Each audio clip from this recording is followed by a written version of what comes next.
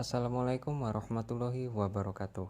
Saya Mahendra Alvines dari jurusan Teknik Sipil Universitas Sriwijaya, kelas B Kampus Palembang, dengan NIM 030382025118. Di sini saya akan memaparkan penjelasan tentang Pancasila sebagai sistem etika dan sistem filsafat. Bagaimana Pancasila menjadi sistem etika?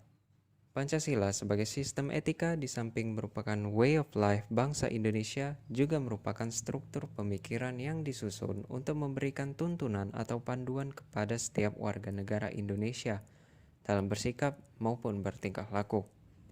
Pancasila sebagai sistem etika dimaksudkan untuk mengembangkan dimensi moralitas dalam diri setiap individu sehingga memiliki kemampuan menampilkan sikap spiritualitas dalam kehidupan bermasyarakat, berbangsa, dan bernegara.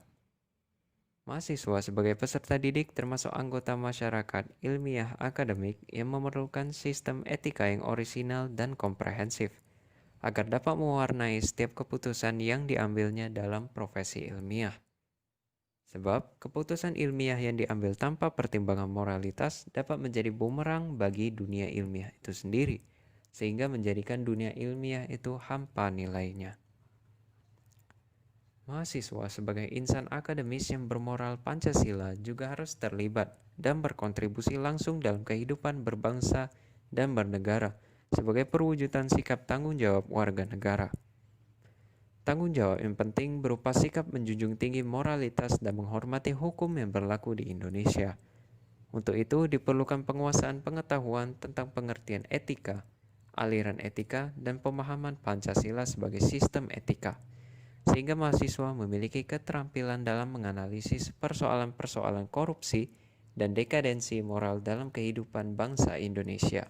Pancasila sebagai sistem filsafat adalah kesatuan dari berbagai unsur yang memiliki fungsi tersendiri, tujuan yang sama, saling terikat, dan saling ketergantungan.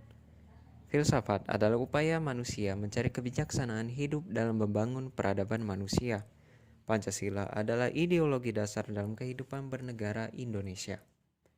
Pancasila dalam filsafat digunakan sebagai objek dan subjek. Objek di sini diartikan sebagai landasan filosofi yang dicari dan subjek untuk mengkritisi aliran filsafat yang berkembang. Maka dari itu, Pancasila harus menjadi orientasi pelaksanaan sistem politik dan pembangunan nasional. Kita sebagai warga negara Indonesia seharusnya mempelajari betul-betul apa makna landasan filosofi Pancasila dan juga mengkritisi prinsip-prinsip kehidupan kita dengan melihat Pancasila. Bukan ketika ada prinsip hidup kita yang berlawanan dengan Pancasila, kita malah ingin mengganti ideologi Pancasila tersebut. Pancasila memiliki 3 landasan pijak filosofis, antara lain ontologis, epistemologis, dan yang terakhir aksiologis. Ontologis dalam filsafat adalah tentang hakikat yang paling mendalam dan paling umum. Epistemologis adalah tentang sifat dasar pengetahuan, dan aksiologis adalah tentang penelitian nilai-nilai.